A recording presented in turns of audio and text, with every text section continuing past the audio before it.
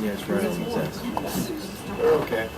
Now we have an excellent fellow, also from the same neighborhood as Mr. Butts, Professor Butts, I should say, reading from his novel, his first novel that he published, which is pretty good. He's going to read the opening of it, and Yeah. it's pretty good. What's his name?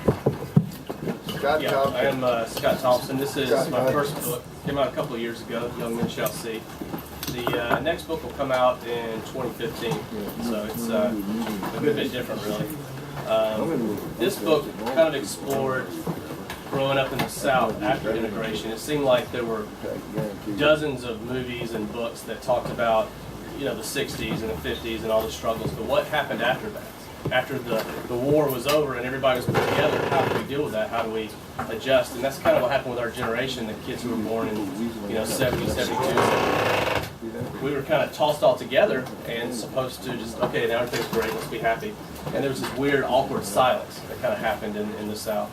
And I kind of wanted to cover that, this weird place that no one really ever talked about. So one thing to kind of mention here is that, especially 30 years ago, 20 years ago, the South was kind of a very isolated place and a little bit apprehensive and scared of anything from the outside, and not very trusting, you know, especially after all the stuff that had happened. So this is kind of a story of a teenage boy and his friends, and they're pretty naive, very naive about the world they're in and about the world that's coming and everybody outside of it. And then, of course, they get hit with pretty big tragedies, and they have to face those and have to deal with those. And that's where Young Men Shall See, kind of the title comes from. It's an Old Testament line from an Old Testament piece, but it's kind of what happens when you have to grow up. But this is the prologue, the very first couple of pages, so I'll read those now. And it sounds like we have a lot of really excited people next door and outside, so I'm pretty sure that, yeah, they just want to get in, they can't, they don't have tickets, you know, very exclusive.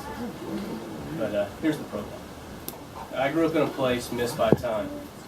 In my isolated southern town, the wind rolled in from the swamps and through the trees and whispered to us that God had chosen this place because it was sinless and pure.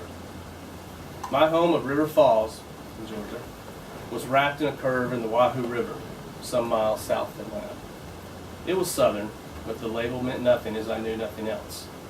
Sure, there was a place up north where odd-sounding and condescending Yankees came from. A few had even dared to move to our Eden, but their foolish ideas had not yet contaminated our ideal world. So we felt safe from the sins of the North. Our grandfathers had fought in World War II and Vietnam, but other than that, most remained in the tranquility of our pines and oaks. But despite the peace, there was a monster coming our way that sprawled slowly from Atlanta. Like a swarm of locusts devouring crops, development was seeking out every last tree and every potentially good place to build another neighborhood, another shopping center, another office park. Change was coming, but most people in our faux idyllic town ignored the unstoppable force.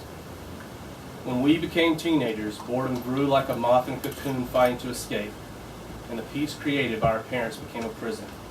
We sought excitement and adventure. We sought anything but the sinless, pure, and average of the faux idyllic. There were thrills for us. There were few thrills for us, so we created them. We had fished the rivers as children, but grew tired of catfish and fish entrails, so we found new hobbies. Dreaming of the future, drinking, we still seem to do, driving fast, and practicing the art of making love. Maybe the art of making love is an exaggeration, as we were happy to even get to first base, and our art could only be compared with the crayon drawings of a toddler. With a perspective on life that only consisted of 17 years, the future always seemed so far away, where a year felt like a decade in high school and eternity.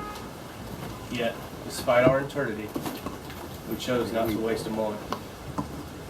In River Falls, we all knew our caste, just like we knew our religious denomination, even if we hadn't been to church in years or ever.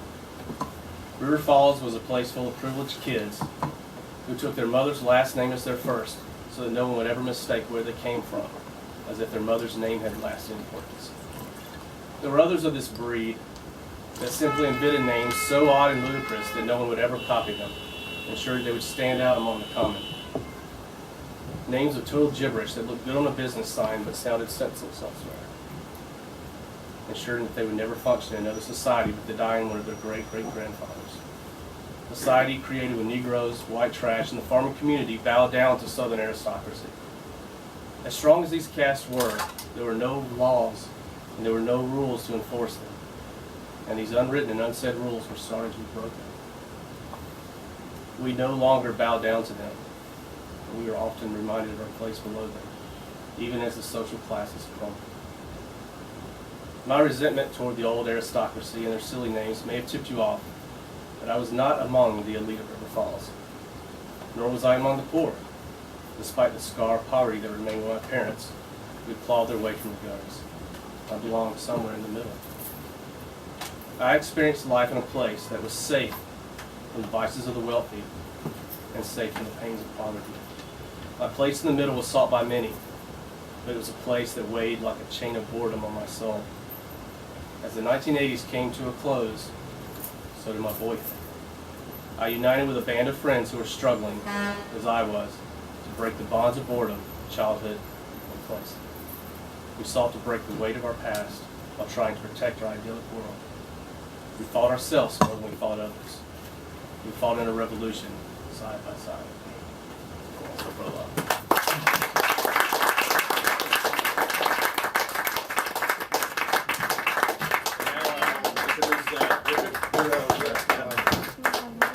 Reader is, he's not up to the, but he'll do his best. Oh, Dad, we were gonna have Mike read quickly. Oh, I'm sorry. Yeah. Forgive Mike me. O'Brien.